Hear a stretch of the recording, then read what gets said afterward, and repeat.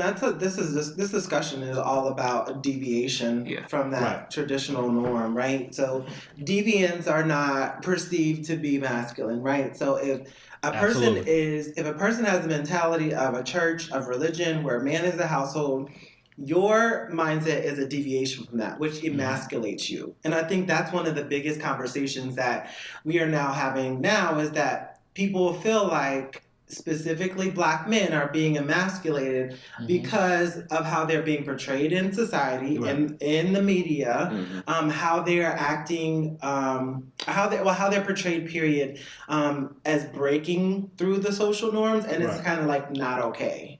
So I would like to understand what you guys feel, that deviation is doing. Do you feel like it's like socially engineering us? I've had a couple conversations with people who feel like there's an agenda to socially engineer that our image is only either this or that, right? There's no in between. No in between. So either you're going to be a thug, violent, you're going to be toxic, or you're going to be gay. Okay. Oh. No, that's interesting, but I also think it's what you consume. So I tell my daughter all the time, because she loves YouTube, and I said, there's food and there's poison.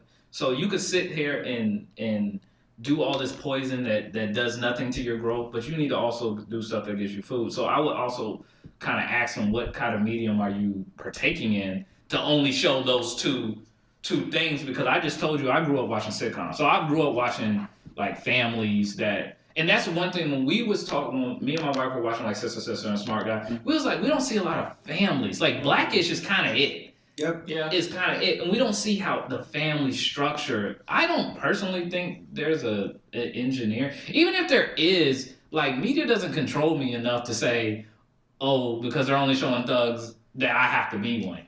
Right. Yeah, but that might be you, but for most instances, especially younger generation, everything is based off of social media, reality especially TV, now, and the media. So if you're not seeing that structure like that we grew up on with Family Matters, they don't have what we had, Parenthood, all sister, all that stuff, you're going to think that this is the norm. Fast money, fast life. Being Instagram model, being famous, is this the life that you want to live? So it's going to be hard where we try to engineer the backtrack of the years that we've lost. With and trying to get back to that family dynamic. Yeah, but this is where I go, and I think Charles kind of say, this is why you need to be smart about who you lay down with and who you start a family with. Because my answer to you, Raw, would be like, well, parents, do your damn job. This is your job. Right. Like, I pick and choose what my daughter and what my son partake in. Like, yes, it's fine that you want to do these. She wants to watch Roblox on YouTube. That's fine. But also, you need to get something that's going to help you stimulate and grow. So when we watch Blackish, when I watch Grownish or Mixedish, because those really the only shows we have, I sit there and I have a conversation with. I love Mixedish because me and her can sit here and have a conversation about. So when they're talking about black girls' hair or identity, me and her can have that conversation. So my answer to that question with you, Raw, is parents need to do their damn job. My rebuttal to you is, if you don't have that family structure, how can that family do their job? And that's how can the parents do their job? That's true. When the parents are pretty much not much older than the kids that they're having now, and they're watching the same thing that their kids are watching and having the same mentality, how can they do their job and try to build when they're kids themselves and try to build it in the way that we would like it to be, we want to be perceived as, but all they know is what they saw as well. Right. And growing up in a household that was broken, we need to get back to the aspect where we start building households and having 2-parent families. But it's hard. Well, I mean, that's traditional in a sense, but also I don't know if we really answered Abby's question in terms of, because our society typically have a binary perception of what a man is. Like either he's a thug, or if he does not act in a particular manner, he's perceived as either soft or gay, or say those words. Right. And the question is why can't it be a blend of all of those characteristics in terms of defining what a man is? Because if we think of the conversations we just had, if you really was to define manly amongst the four of us, Ed would be considered the most manly because of the sense of him being able to build things, him being able to barbecue. You know what I'm saying? I can work on cars. My brakes almost failed a couple times. No, they did not. You stopped. You had a complete stop. You were good. I had the most manliest job here. Well, thank you very much. But I mean, I guess if you talk about maybe activities, being able to do activities, yes. But if you look at what society looks at, I would be the least man. The same time, because my voice isn't deep, right? I like to style myself and get dressed, right? I like to do interior design. Mm-hmm. I like men, right? Those are different things that people equate with the feminine. You can't be masculine and do those things. So that's a question I asked. So why is it such a binary look at the definition of what it considers to be a man? I think what everyone was trying to say was that people feel like there's a agenda and they feel so attacked that you have to stick to this guideline, and because everything else is an attack on us. And the problem is we need to be okay with not being as strong as we think we are, and that's in every aspect. Right. We need to be okay with being emotionally weak and be able to rely not only on our significant others but our friends, our family members, and we need to be able to show that it's okay, because it's stressful kind of being a male sometimes, and really our feelings get put to the back burner. Nobody asks me how I'm doing. Every time my family or anybody reaches out, they all ask about Taylor. Of course, she's pregnant, and then they'll ask about Kylie. Nobody asks me how I'm doing. So those are the things. No, you do. You do, but for the most part, I'm just saying, for the most part, nobody asks how I'm doing. Raw definitely doesn't ask that. No, Raw never asks that. I don't ask that. But to your point, it's because men are expected to always have it together. Right. Yeah. So, if they have it together, and that was my biggest frustration with my family, is that because I was a person known as having it together, when I didn't have it together, no one really actually reached out to ask, "Are you okay?" Or support you. Or support me. Right. Or even know how to support me if I tell you what's wrong with me. Right. So and I think that's a great call out, because on the other side of the spectrum is, right, so we have all of this pressure and all of this, responsibility put on a man to be able to be this standard of the traditional sense of what masculine is, but they have no support on the back end a lot of times. Right. And I'm not saying that there aren't women that support men. I'm not saying that black women don't support black men, even when they should not. They do, but in general, we don't have that support. So if a man is not financially stable, they're broke. They're back in the day. They're a scrub. They're not trying to do anything without looking at any of the other barriers that are in society that would impede their ability to grow. Right? If a man isn't all about being sexually promiscuous, I'm not attracted to him because he's not this. If a man isn't as aggressive as we like to see them, if they don't have that street thug appeal, I don't want that. You're too smart. You're too focused on what you want. So it's the one I love when I was a kid. You're the type that you marry. Right. And so this is a part of the problem as well. Is you don't get that support to kind of build up, from where you are to where your potential is. Right. So back to what you were saying originally when you said about the agenda. So I was just sitting here thinking, and I was thinking about Dwayne Wade and his son. Right. And that's one of the biggest things that showed what you were exactly talking about. Whereas he's supporting his son in his decision of what he wants to be and become, whatever. And then everybody is just, not everybody, but some people are attacking him. Saying a lot of people are. Yeah, but the problem is people always bring up Boosie, and they always do, but Boosie ain't nobody supporting Boosie either. Like it's either like somebody said, I'd rather have a Boosie than a Dwayne Wade. Why do I have to have either? You could be in the middle. Like and that I think that's what you're saying. Yeah, like why do we have to be on any one of the spectrums? Like that's what I'm saying. Like in that aspect, that's when it starts saying, oh, everybody's trying to push an agenda. They're trying to demasculate, trying to taint the black image, especially the male image. And I'm like, why can't we not support our children?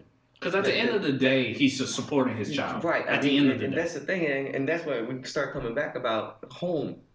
If we don't support our kids and teach them something healthy, then what justice are we doing to them in the future? We're just basically doing the same thing as repeating toxic masculinity. Because then you're gonna shame him, make him feel some type of way. He grows up to be what you perceive him to want him to be, and then he's not happy. Yeah.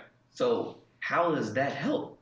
We've got to come to a point where we can support and help at the same time, and still feel that we're still being masculine, and that there's not an agenda trying to destroy the image of a black man.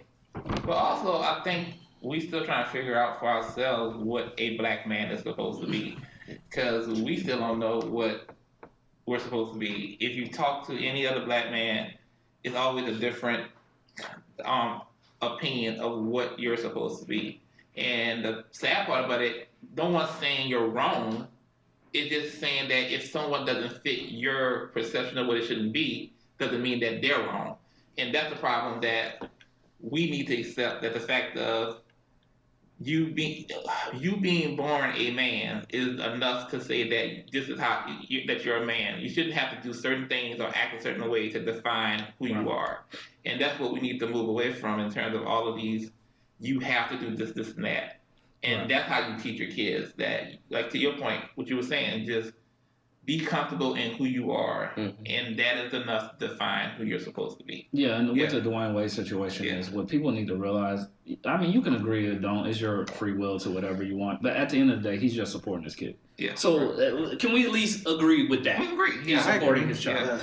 Yeah. I want to close it out because we're going to get to the end. I want to ask you my last question.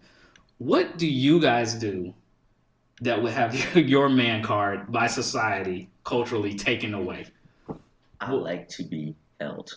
You like to be held? Like, what, are you saying like spoon? Of course. You like to be the little spoon? Sometimes I like to be the little spoon is cool. Apparently not. Well, I had this whole discussion at work where I said, I like to be held. Sometimes I like to be the little spoon. And then everybody made fun of me. Most of the males made fun of me, and all the females were on my side. Because it's like, so... Okay. No, I'll probably make fun of you too, even though I do it. I'm fine. I don't care. so that right there is like, so why can I not want to be held? Why can I? Because that's a vulnerable, held? Like. Sometimes I want to feel secure. Like I want somebody to hold me. No, I get it because my wife's pregnant, so it's easier. And even before that, we would switch which one. So sometimes I like to be turned into your direction in terms of me sleeping. So it could be that simple. It's that simple. Like I sleep the opposite direction from you. So sometimes me having to hold you is just not comfortable for me because now I'm sleeping in the wrong direction that I normally. Hey man, you asked me what would be my one. Yeah, thing. What would be your thing? Okay, that is my one. I appreciate that. So, what would be your one thing? I think that I go burden off. Release that. Yeah, release it, man. Well, I mean, you probably got a lot, so you probably don't have all that time to. Let's see. I like musicals. Do you really? Yes, I do. I just thought it was bullshit. I really do love musicals. You really didn't know you like musicals? I didn't. Yeah. I just thought he was joking. No, I really love musicals. I really do. Okay. And I go get facials and stuff and microdermabrasions and things like that. So that's a little. I did not know. Yeah, I'm sorry. That was funny. That was funny. I did not know this. Yeah, no, I knew he did facials, but it's just ammunition when I get these jokes off. Those are two things that I'm sorry. I feel vulnerable now. Shut up. I need somebody to hold me. Well, maybe you can hold Raw. No, he likes me. Wow. You gonna get these jokes off. You should be comfortable with this because it's like the toxic masculinity kind of like On to EJ. I honestly, there's like a plethora. I don't really even know where to begin. What would you guys say? I guess what would you say? That will get your man card taken? Yeah. I think each one of y'all, because I know you're. I think talking to our significant others. Okay. Having a relationship with them. Are you just mad about that? Or I'm very mad about that. Okay. I don't hide that. You have individual towels in your bathroom that we can use to wipe our hands every time we want to wash our hands. I feel like that's really okay. No, the caddy in the tub. The caddy would be mine. That little caddy in the Okay. tub would be mine. The pillows. The mermaid pillows? The mermaid. Okay, I love the mermaid. No, Charlotte loved them. No, Charlotte loved them. And Kiki would love that mermaid pillow. Yeah, I like you know. If you ask me my opinion, I said the mermaid. Mermaid pillows.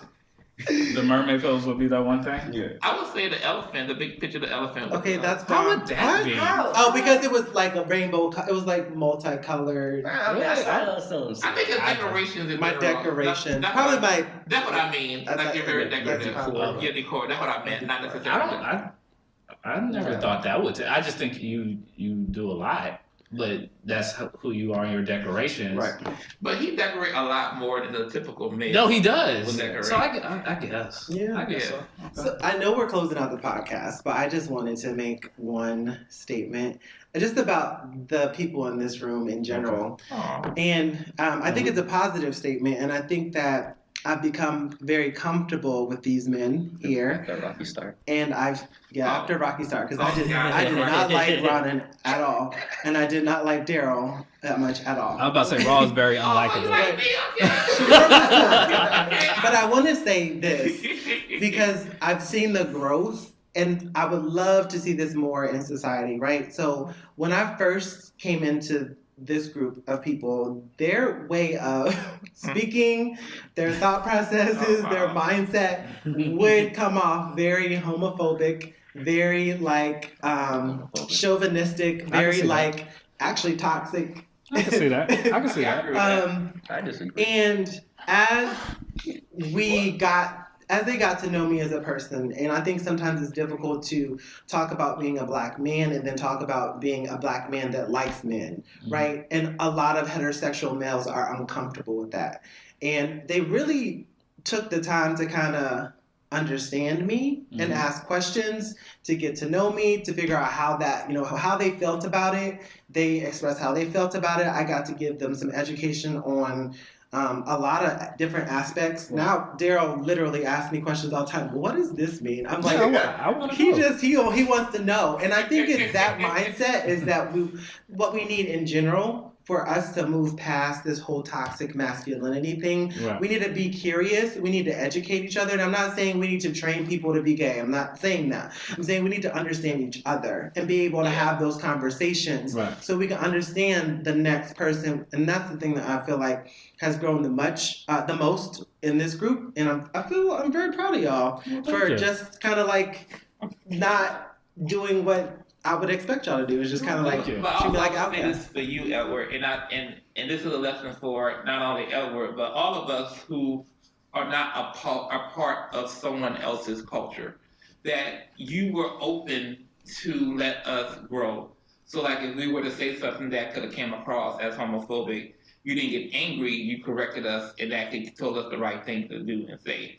And I think that's something that we as black folks struggle in terms of our responsibility of being able to educate others as well. Mm-hmm. Yeah. So I think the fact that you were open to actually not be offended, but more so listen to what we're trying to understand about you, it makes us better people as well. And I think that's something that other people can learn from each other, to make sure that we are open to explain our culture to others. So.